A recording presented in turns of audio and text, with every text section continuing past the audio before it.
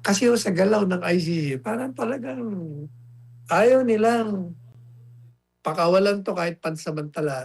Muling inatasan ng International Criminal Court ang mga partido sa kaso ni dating Pangulong Rodrigo Duterte na magsumite ng kanilang posisyon kaugnay sa patuloy niyang pagkakadetine na may deadline na sa May 8, 2026. Ayon sa Trial Chamber 3, regular na nire-review ang pre-trial detention every 120 days alinsunod sa Rome Statute. Ilang beses na pinagtibay ng korte ang pananatili ni FPRRD sa kustodiya kabilang ang mga desisyon noong 2025 at unang bahagi ng 2026. Gayunman, binigyan muli ng pagkakataon ng prosekusyon at ang depensa na mag-ain ng bagong obserbasyon, lalo na kung may nagbago sa sitwasyon na maaring makaapekto sa desisyon kung mananatili siya sa detention o maaari siyang palayain, may kondisyon man o wala. Attorney Sal, ano pong pagkakaiba dito sa gagawin nilang obserbasyon dun sa ihahain na or yung mga inihain dati na interim release kay dating Pangulong Duterte? Alam po ninyo yung ICC niya. Regular nga silang, sabi nila, parang 60 days yata. Mm. Titingnan nila kung kumusta ba ang kondisyon ng akusado. Yung mga nakakulong sa ICC, in this particular case, si Presidente Duterte, titingnan daw nila kung pwedeng bigyan ng pansamantalang paglaya batay doon sa kondisyon ng Presidente Duterte. Pero ang problema, ilang ulit na humingi ng ang pakiusap kung maaari. Number one, yung interim release, pansamantala sapagkat gaya ng mga sinabi ng abogado ni Presidente Duterte, at gaya na rin ang sinabi natin dito sa ating programa.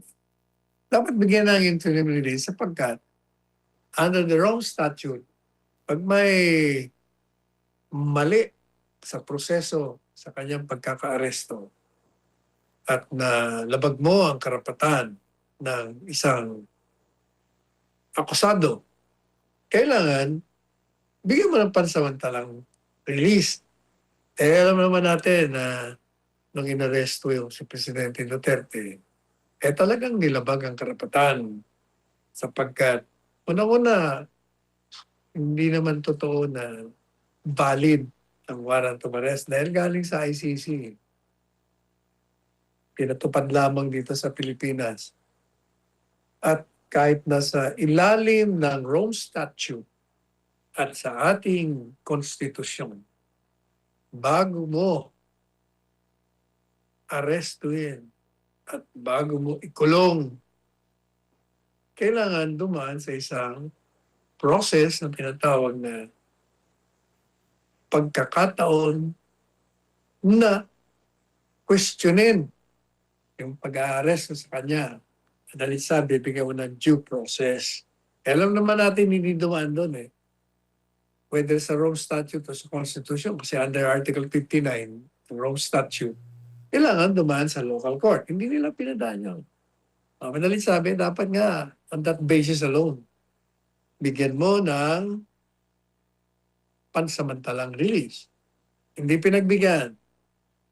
Humingi na naman sila, pwede ba, bigyan nyo ng temporary liberty ito kasi ang kanyang kalagayan.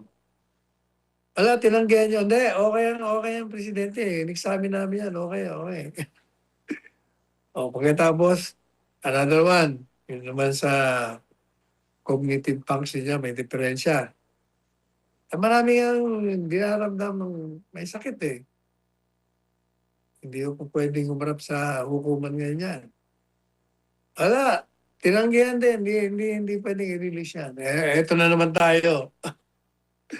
Titingnan naman daw nila ang kalusugan. Ang problema ginawa na nga nila yan. Wala namang, parang paulit-ulit lang. Parang balat kayo din. Parang pareho nitong impeachment. Committee on Justice. Pero sila sinusunod na script. Lahat yan. puro moro-moro. Yung Senate Blue Ribbon investigation, moro-moro din. Ito rin, mukhang moro-moro din. Ang kunya-kunyari lang, ini-evaluate. Di ba, tandaan nyo, in-evaluate yan. Last time nung nandun kami sa Dahig, yung confirmation of charges, yung last day, pinag-usapan nila yan. Ang prosecution, siyempre kontra. Ang depensa, pinakita na talagang may difference, may masama talaga ang kalagayan. Wala, denied. Ito na naman tayo, panglima na yan. Kaya sana ho, talagang tingnan nilang mabuti ang kalagayan ng Presidente Duterte. Dahil sa kanyang edad, dahil sa marami siyang nararamdaman, pagbigyan naman nila. Matagal na nakakulong doon. Ilang ano na ba? Ilang buwan na ba nakakulong doon? Palagay ko papasok na dyan yung compassion, yung human considerations dahil sa kanyang medical condition. Pero, ewan natin ha. Sabihin na naman ni Lacson, nanguhula ka na naman. Kasi sa galaw ng ICC, parang talagang ayaw nilang pakawalan to kahit pansamantala. Sabihin na naman nila, naku, mapanganib na i-release yan dahil masyado pang ma-impluensya. Sa lahat naman ng ma-impluensya, nakakulong doon, walang magawa. Nananatiling nakabilanggo. Meron bang ma-impluensyang nakulong, na-aresto? Yun ba? Yun lang, simple. Sentido ko muna tinatawag. Pero, manalangin mo tayo. Hope.